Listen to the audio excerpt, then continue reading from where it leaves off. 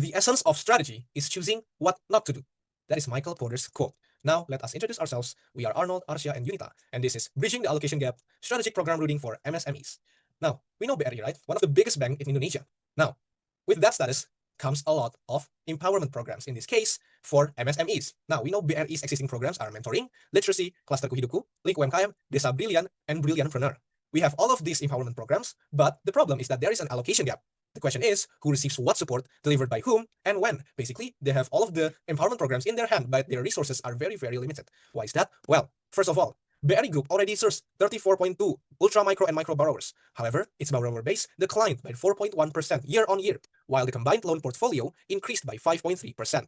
Now, this constraint appears at the front line. More than 31,000 mantri translate lending, literacy, mentoring, market access, and other programs into daily action. Each priority is valuable, but all of them compete for the same limited attention. If support is distributed broadly without clear routing, BRI risks expanding program reach without producing sustained results. In this case, there's a trilemma. Supply side capacity building, demand side market access, and social inclusion. They have to balance all of them with the resources that they have and with the scarce resource that is mantri's attention. Now, recommendations are developed through the stage evaluation of priority and visibility in our case. Okay, so MSMEs are classified based on business visibility and access to formal financing. Now, the foundation is the lowest one, which is the unfeasible and unbankable. The integration B is the unfeasible but bankable. Integration C is the feasible but unbankable. And the interconnection is the feasible and bankable, basically the highest tier. Now, while MSME upgrading is assessed using 5 dimensions like above, we have this analytical framework, which is the USG analysis, the feasibility analysis, and the priority recommendation. Now, the case already provides a financing ladder based on business feasibility and bankability, yet classification alone does not determine which support should be prioritized, who should deliver it, or why, like the questions I posed earlier. Now, to diagnose this, we used 2 separate analytical lenses, like this one. Now, USG identifies which program should be prioritized, and feasibility determines which programs BRI can realistically deliver. Now, with 3 phases, we found the first phase, which is the foundation phase. The first program is the literacy investment. The second program is mentoring. For integration phase, we found that the first program is literacy investment. The second program is link UMKM. And for the interconnection phase, the first program we found is Brilliantpreneur. And the second program we found is link UMKM. Now, our analysis indicates that foundational literacy remains important at lower readiness levels, whereas advanced market access should be reserved for selected enterprises that are ready. Therefore, BRI needs a mechanism that converts enterprise conditions into consistent resource provider and follow-up decisions. Thanks, Arnold. And now, to address the allocation problem Arnold has just explained, we propose a readiness-based resource allocation and routing mechanism. It uses validated enterprise conditions to direct each MSME toward the appropriate existing BRI program, responsible provider, and follow-up decision.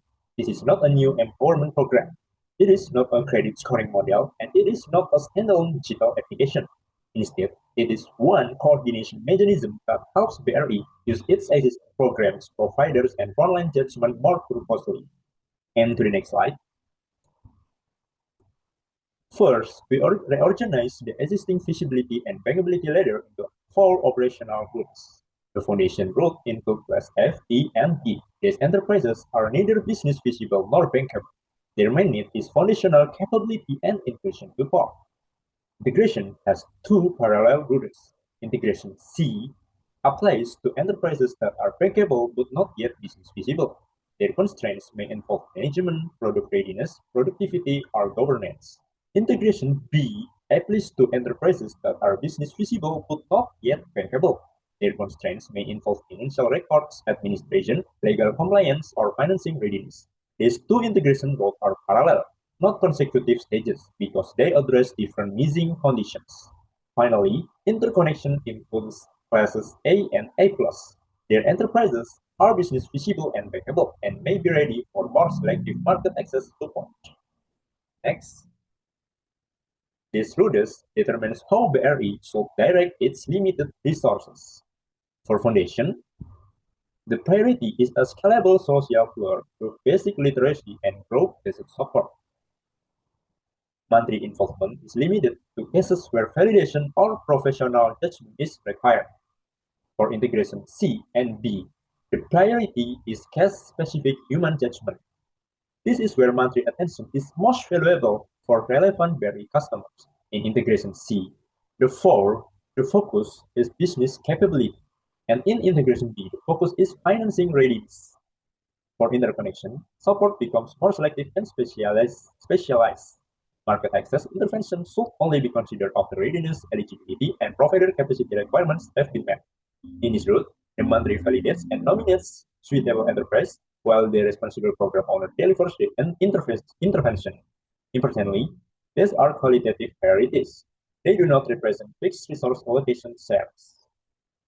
Next, however, assigning an enterprise to a road does not automatically mean that it receives a specific program.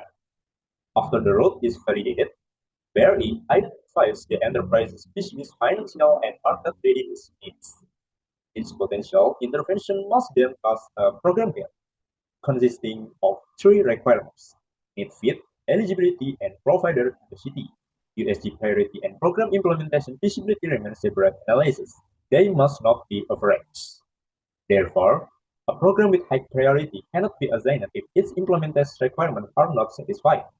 If a program does not cascade, the enterprise is directed to the next suitable super option or placed on a monitored waitlist. And to the last slide, after one intervention cycle, the enterprise is reassessed. It may graduate when the destination requirements are met. It may continue when progress has been achieved, but its current route remains appropriate. Or it may enter remediation when a critical constraint, deterioration, or implementation failure remains. Most importantly, routing is not credit approval. Routing is an empowerment recommendation. Credit approval remains the responsibility of the relevant BRI group entity. With the mechanism established, UNITA will now explain how it can be implemented, tested, and evaluated. Thank you.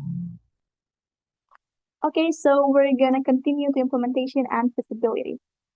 The proposed routing framework should not be deployed nationwide immediately. Instead, it should be first validated through a structured implementation roadmap.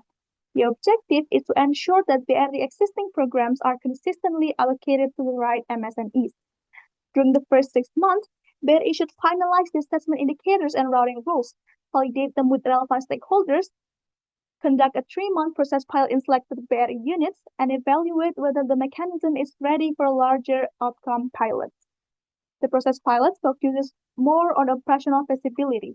It examines whether business assessment can be completed consistently, whether MSMEs are assigned to the appropriate development pathway, and most importantly, whether the framework genuinely reallocates monthly time after the additional assessment and validation work is considered.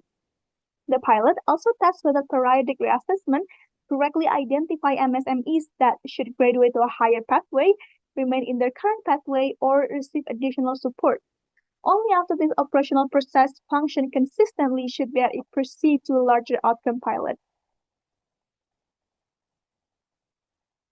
Next, the operational feasibility should therefore be measured.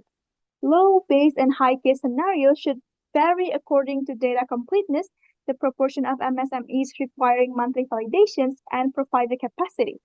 Pilot logs should estimate changes in monthly workload and incremental implementation costs. Framework performance is evaluated using 4 groups of indicators.